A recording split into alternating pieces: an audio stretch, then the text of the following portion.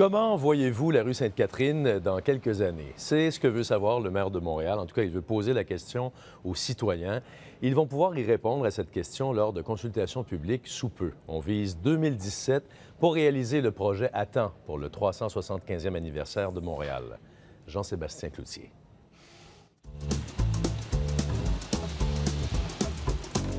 On ne peut pas imaginer Montréal sans Sainte-Catherine, puis pas juste la présence de Sainte-Catherine, mais la vitalité.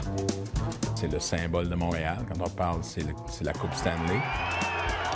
C'est un peu le vaisseau amiral de l'activité commerciale à l'échelle métropolitaine.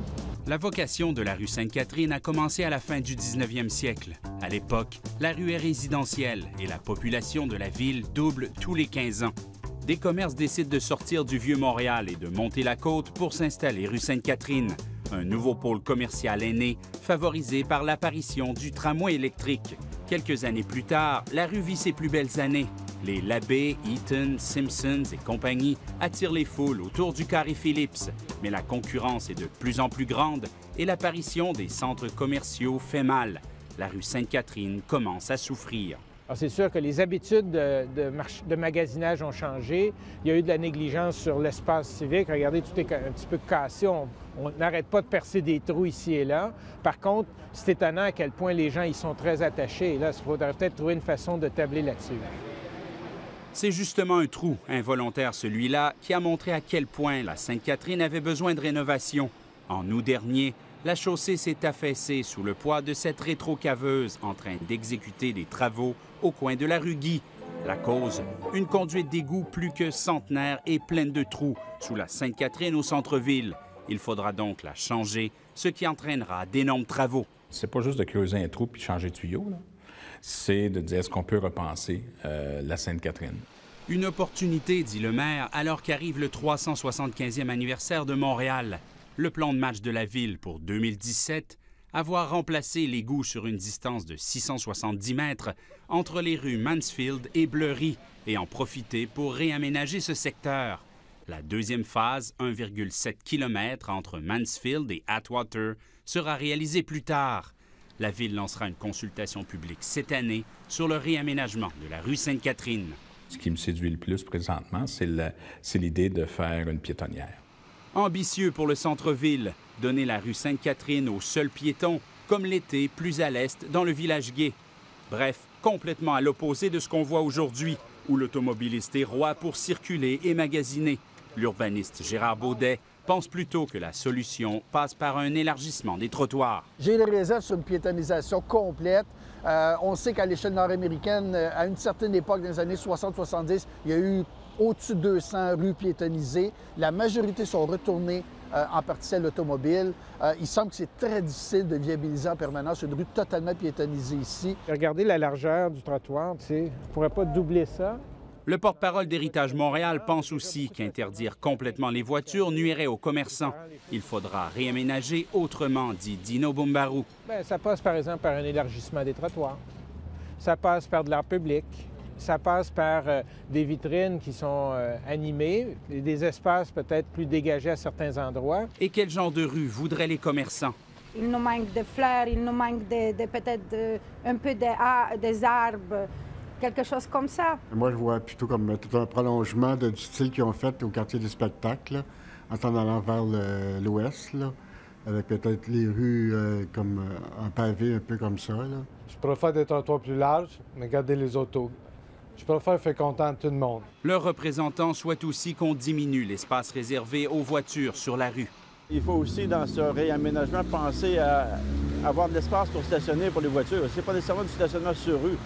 Dans toutes les grandes villes, maintenant, on a des stationnements soit souterrains, soit étagés. Denis Coderre est d'accord. Il faudra sûrement créer plus d'espaces de stationnement ailleurs au centre-ville pour que son projet de réaménagement se réalise. Première chose, on ne fera pas plaisir à tout le monde. Mais si on a une magnifique opportunité, puis on le fait dans les règles de la consultation, réfléchir ensemble, puis trouver une solution pour rehausser le caractère commercial tout en faisant quelque chose de design. On peut parler de l'immobilier urbain également. On peut parler de créer un buzz. Montréal doit mieux assumer son rôle nordique, dit-il. Il imagine une rue Sainte-Catherine chaleureuse à l'année, avec des terrasses et une illumination pour mettre en valeur ses bâtiments patrimoniaux. comme l'édifice de la baie par exemple, celui de Burks ou cette ancienne banque, Coin Mansfield. On doit rêver. C'est pas juste une question de ressources. On doit rêver, puis on est capable d'arriver si tout le monde travaille ensemble.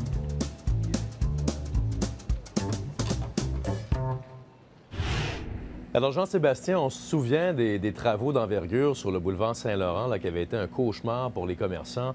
J'imagine que ceux de la rue Sainte-Catherine craignent un peu la même chose, là.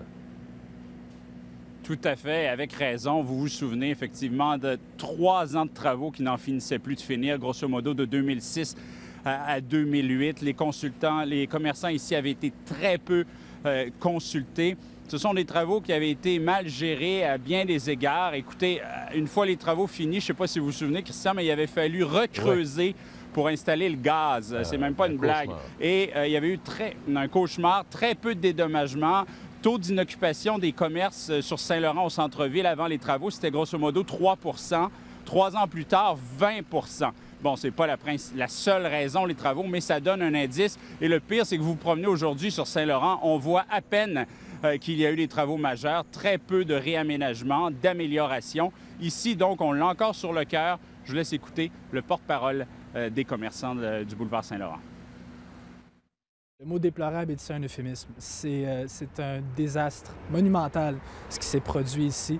Et je suis très heureux d'apprendre ce qu'on annonce pour la rue Sainte-Catherine. Je crois qu'avec une nouvelle mairie, une nouvelle administration, peut-être qu'on a les chances que ça se fasse correctement. Les travaux qui sont prévus, c'est un mal nécessaire. C'est une bonne nouvelle pour la rue Sainte-Catherine. C'est une bonne nouvelle pour Montréal et je dois vous admettre qu'on est un peu jaloux. On est très heureux pour nos collègues là-bas, mais c'est sûr qu'on va avoir une compétition féroce à la fin des travaux s'ils sont bien exécutés. Alors, selon lui, lorsqu'il y a des travaux majeurs, donc, bien informer les commerçants, prévoir un plan de relance et aussi des pénalités pour les entrepreneurs qui ne respectent pas leurs délais. Le maire Denis Coderre nous a assuré que la Ville travaillerait main dans la main du début à la fin avec ses commerçants et qu'il y aurait des mesures d'atténuation pour les impacts des travaux. Bref, d'ici 2017, probablement, premier réaménagement entre Bleury et Mansfield. Merci beaucoup, Jean-Sébastien. Bonne fin de semaine. Au revoir. Au revoir.